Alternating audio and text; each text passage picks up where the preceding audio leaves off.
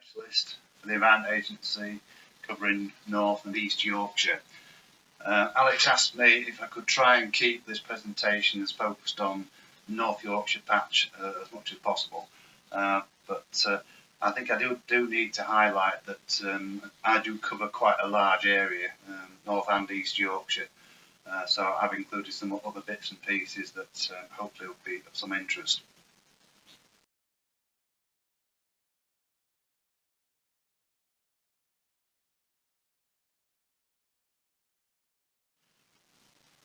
High level stuff, you maybe don't really want to hear this stuff, but I do think it is important, particularly in the light of the last nearly 2 years of dealing with coronavirus and the impact that has had on the way everybody works.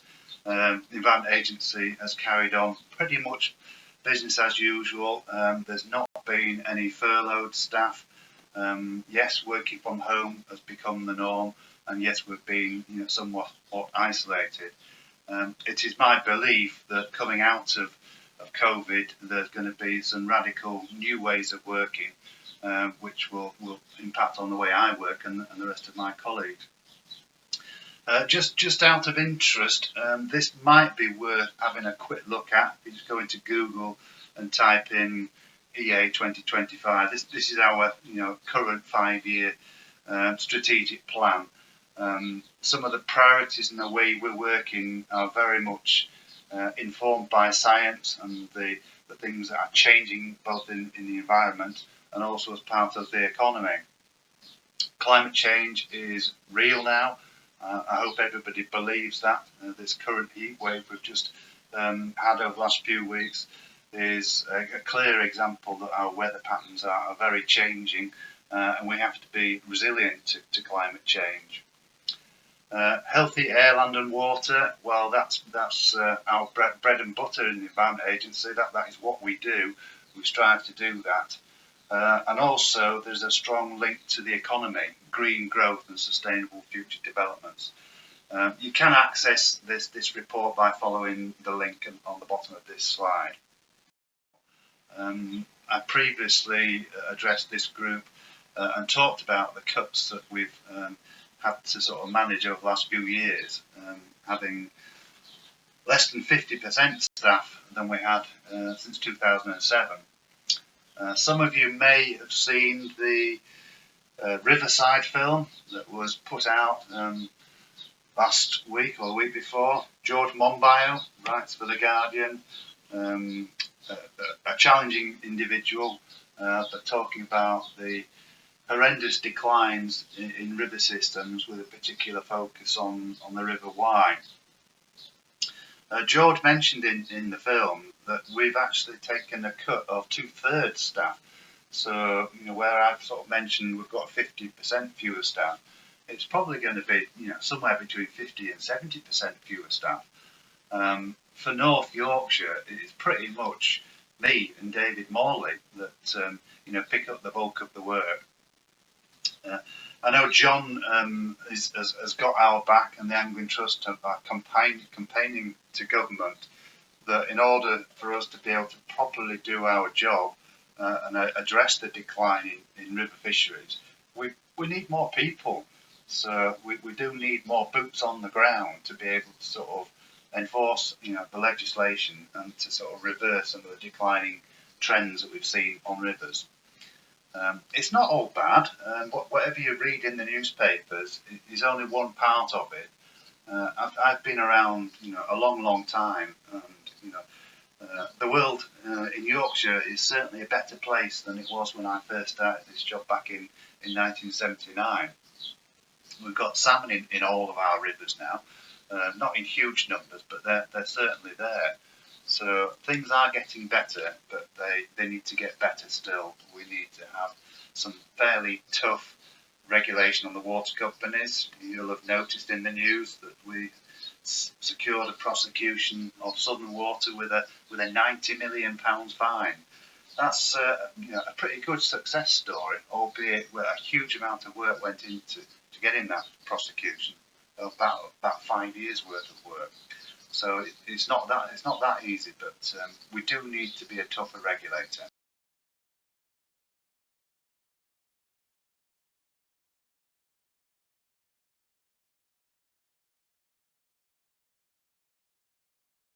cut our staff over the last few years. We also rely in fisheries on rod licence income.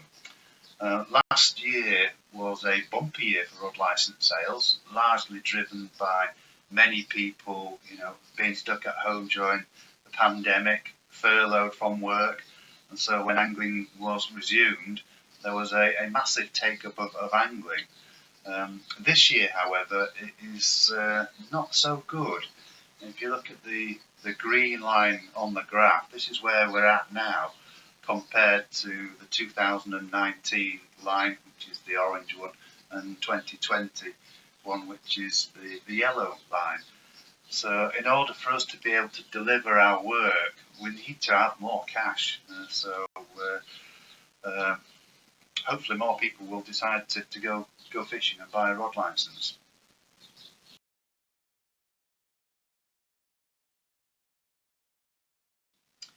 Uh, 2019, before all of this pandemic started, there was an incident that some of you will be very familiar with, the Rip and Loop, a little map on the left there, showing the old course of the river. Well, the river decided to sort of jump out of its channel and take a shortcut, shown on the map with the red line. We did assess this incident at the time, myself and David Morley. We went out there, had a look to consider, what the options were. Were we going to consider reinstating the loop? Were any fish rescues required? And thankfully, we didn't have to do any fish rescue, but it's a fascinating site to look at if you're interested in river geomorphology. I guess this was going to happen at some stage. If you have a look at the map, the rivers in years gone by have always done this. They've moved around the floodplain. We're not going to reinstate the loop and put the river back in its old course.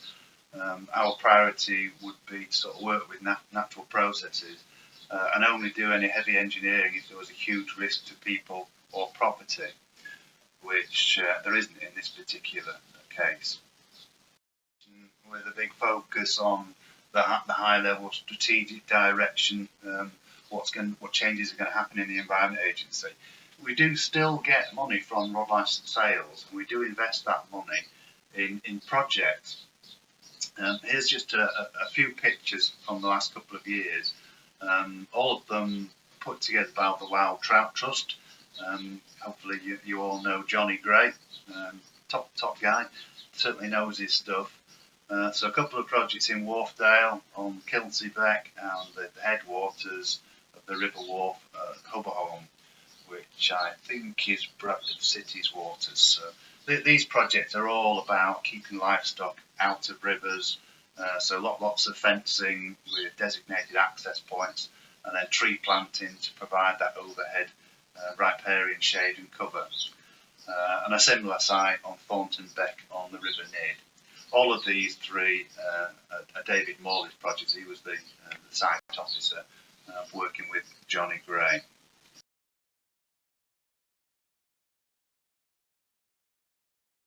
Typically, we do quite well getting our share of this money. Round about sort of £60,000-65,000 comes our way. So whilst we generate a lot of angling income in Yorkshire, that goes into a national pot, and then we have to bid for projects. So if you've got any ideas that meet these priorities, this is the criteria on the screen in front of you, that if you've got a project, if it meets one or all of those 7 criteria, you've got a pretty good chance of getting some funding for your project. There's a fairly simple form. It's in a Word document. It could be completed digitally, or it can be sent in online. There's 2 ways you can apply for this. You can either go by the Angling Trust's portal or direct to the Environment Agency. So that money will still be coming our way. It's not a huge amount of money, but it's better than nothing.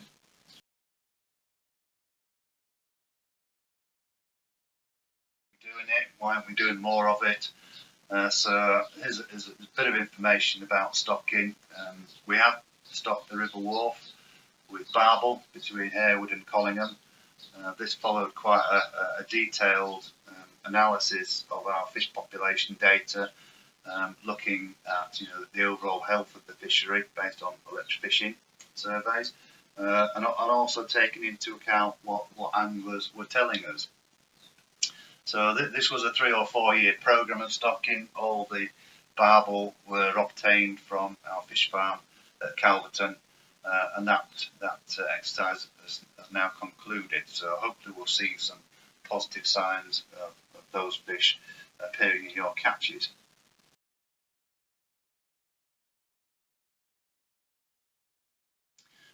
Looking forwards, we've got a similar programme on the River Swale in this area, as shown on the sort of map on the right.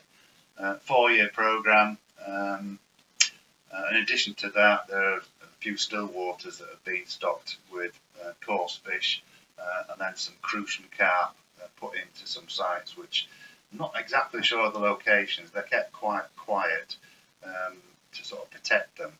There is a national initiative called the Crucian Arc Project, where sites that are typically suitable for crucians are identified, and that they don't have any wild carp in, or mirror carp or common carp, because they do hybridize with crucians, and they dilute the genetically pure strain of proper crucians.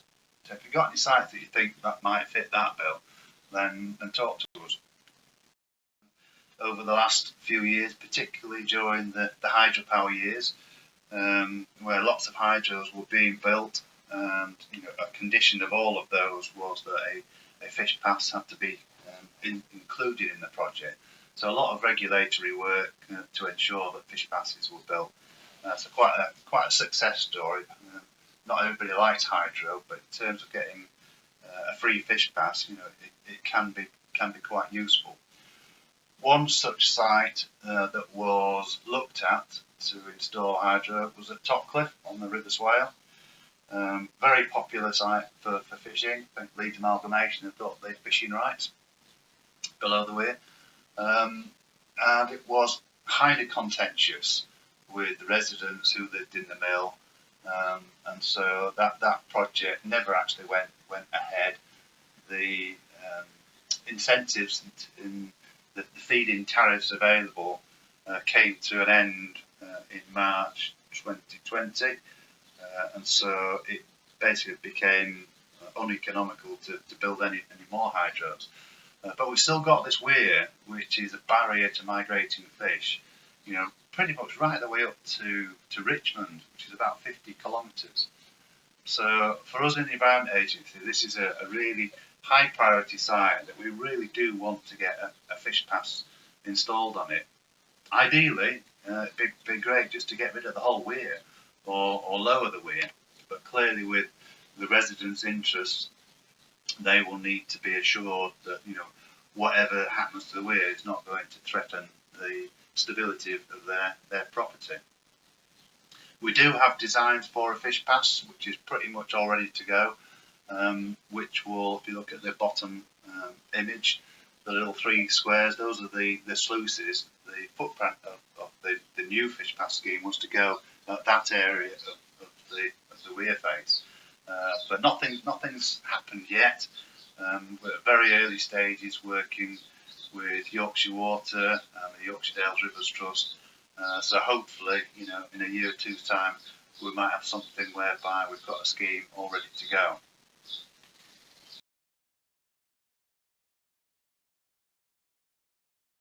Yorkshire for fish passes, we've got lots of them, particularly in the industrial rivers, like the Aire and the Don, and a lot of those have had fish passes installed.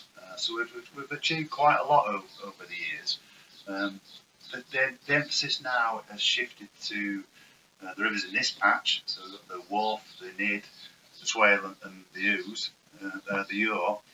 I've already mentioned Topcliffe on the Swale, which is the #1 fish pass project in the whole of Yorkshire that we really want to do something about. But this is a picture of Scotton Weir near Knaresborough on the River Nid. which collapsed in 2019. So you might say, well, oh great, that's sorted out the fish pass, no problem. But there's a relic structure there which is going to continue to collapse. So we have been working with the landowner whose property is on the left bank and is quite threatened by what the river might do in terms of eroding his riverbank and threatening his property. So we've helped him with a grant application to hopefully remove the rest of that weir. But if you look at the picture purely from a health and safety point of view, it's really quite dangerous. During hot weather, you get kids going down there and playing in the river. Immediately downstream of the weir, there's a tree that's fallen in, an old willow, which with the right flows could quite easily kill a young person. So we don't want that. So we're working on the river wharf, the river Yore, the river Swale, to sort of build more fish passes. They're extremely expensive and very complicated. So with a shortage of money, it's quite complicated to actually get these things built and then secure the income. But we've not given up on it. They represent huge gains for the environment, and we've got a load of structures that we need to sort out.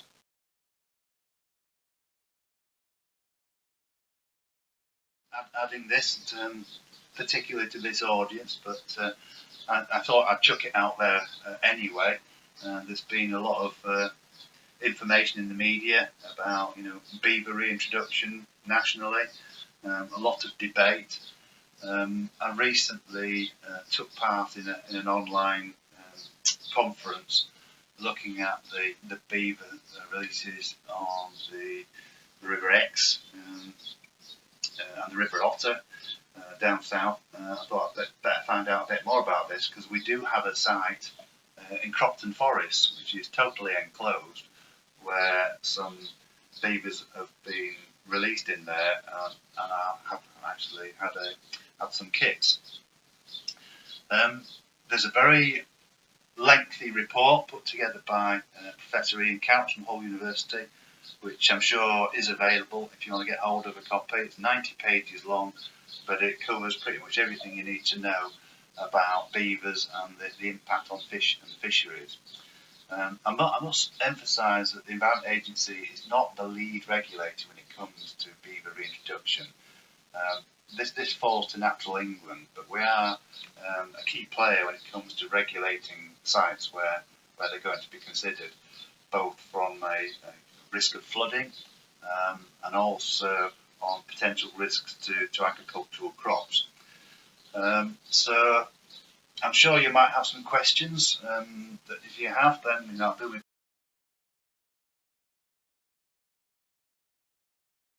at the Cropton Beaver Dam, and I'll leave it there. So thank you very much. Any questions?